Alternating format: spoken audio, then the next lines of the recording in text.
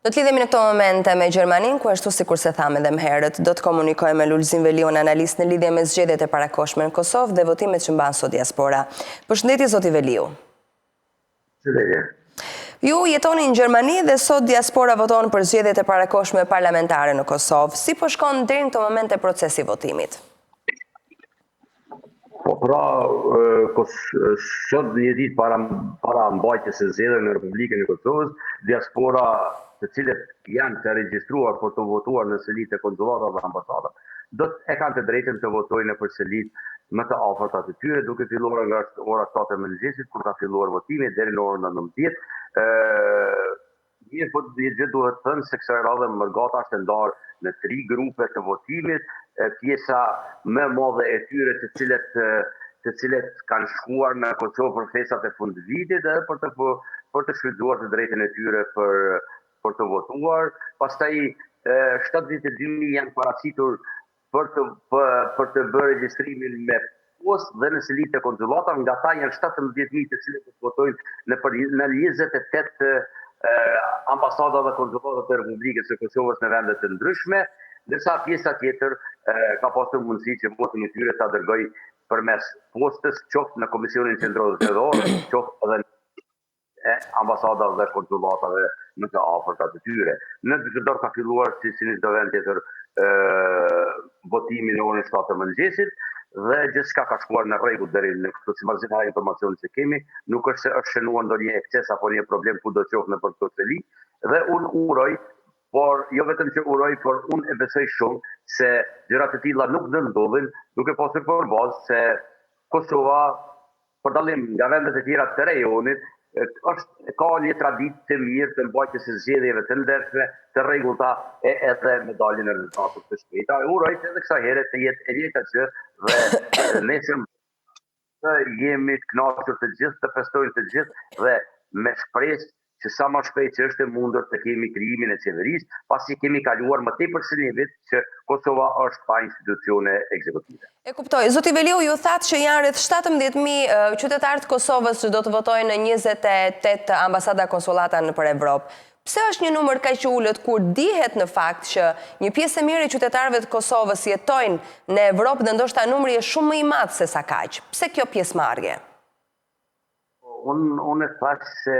pjesa më e madhe e tyre i kanë mësyer Kosovën dhe sipas informacioneve që kemi, deri më tani në Kosovë kanë shkuar afërsisht 300.000 bashkëdhëtar, të cilët do ta kenë të drejtën e votimit të drejt për drejt pra në për vendvendimet e tyre në Kosovë. 17.000 janë që votojnë vetëm në konsulata e ambasada, ndërsa 72.000 ka qenë numri atyre që janë regjistruar dhe konfirmuar për të bërë votimin me post, e nga ai numër është ky 17.000 i ndarë që do të bëjë votimin,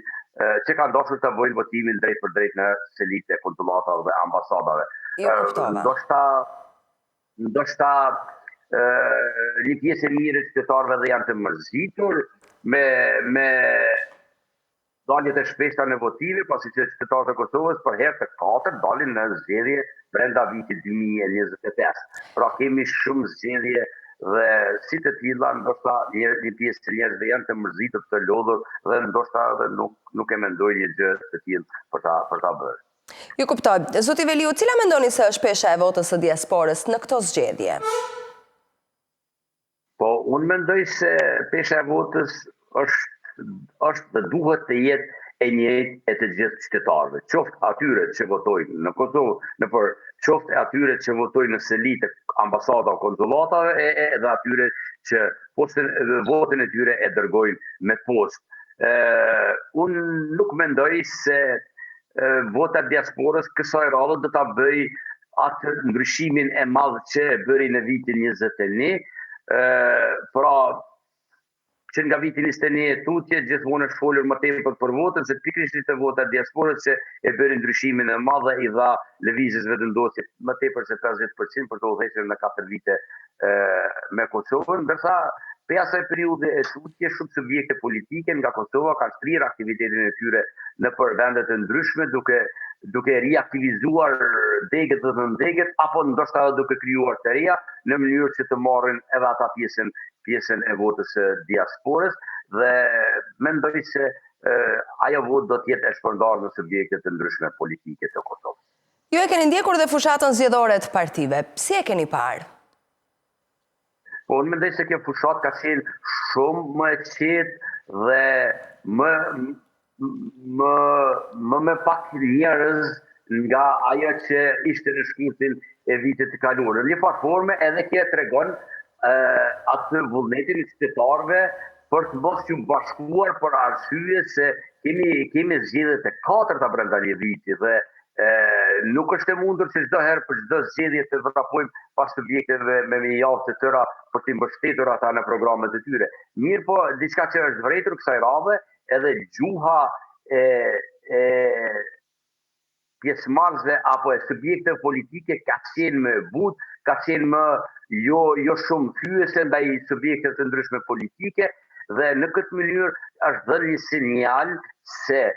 këto subjekte, me sa duket kësaj radhe, do ta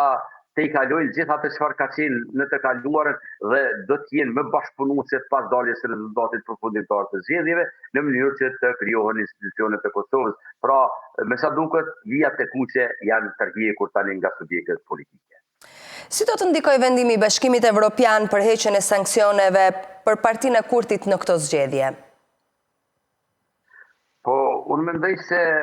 sanksionet janë vendosur pikërisht në kohën kur Kosova është qeverisur nga Kurti dhe Partia e Kurtit dhe vizja vetëvendosje. Ndoshta momenti ka qenë i favorshëm që vendimi për heqjen e 50% të masave është marrur në kohën kur jemi në fushat, por sido që të jetë, ai vendim është marrë dhe është thënë shumë herë, shumë kohë më parë, se në qoftë se do të bëhet një tranzicion i suksesshëm dhe i mirë tek komuniteti serb, pra në komunat të cilat ata kanë fituar, do të jeten masa. Një gjë e tillë është arritur me sukses në Kosovë, është bërë pranim dorëzimi i detyrave të kryebashkiakëve në 4 komunat ku komuniteti serb është rikthyer në krye të tyre dhe ka qenë domosdoshmëri e Bashkimit Evropian për të tërhequr këto masa, pasi ne të gjithë e dimë se këto ishin shumë të padrejta kundrejt Kosovës dhe me sa duket ata kanë vendosur që 50% të tyre të rrjedhën dhe unë uroj që ato masa të hiqen në tërësi pra në fillim vitit të ardhshëm. Cilat janë pritshmëritë tuaja në këtë zgjedhje? Si i shikoni, si i prisni? Ndryshime të mëdha mendoj se nuk do të ketë. Unë mendoj se nuk do të ketë ndryshime të mëdha, të cilat do të sillen një subjekt vetëm në krye të qeverisë. Domosdoshmëri edhe pas këtyre zgjedhjeve do të jetë koalicioni në mes të subjekteve politike shqiptare. Duke pasur parasysh pasqyrën e Parlamentit të Kosovës, ku nga 120 deputet, 20 vende janë të rezervuara për komunitetet jo shqiptare, ndërsa pjesa tjetër për 100 deputetësh duhet të ndahen në 4 forca politike, apo në 5 forca të cilat janë në garë, 4 prej tyre pritet që do ta kalojnë progun dhe si e tillë e bën të pamundur që një subjekt i vetëm të ketë 50% e votave. Pra, me patjetër do të nevojitet ulje në tavolinë në mes të subjekteve kryesore. Unë uroj që një gjë e tillë të arrihet në mes të subjekteve kryesore politike për të siguruar numrin e mjaftueshëm edhe për zgjedhjen e presidentit, pasi që në marsin e vitit të ardhshëm duhet të votohet për presidentin e ardhshëm të Republikës. Kosova është pa buxhet, pra në qoftë se deri në fund të shkurtit nuk do të kemi qeverisë dhe miratimin e buxhetit për vitin 2026, Kosova do të jetë në kolaps ekonomik. Kosova ka shumë marrëdhënie ndërkombëtare që presin miratimin nga parlamenti, marrëveshje të cilat kanë stokuar në më tepër se 1 miliard të hyra për Kosovën, si nga Bashkimi Evropian edhe nga komunitetet e tjera, dhe për të gjitha këto gjëra duhet të jenë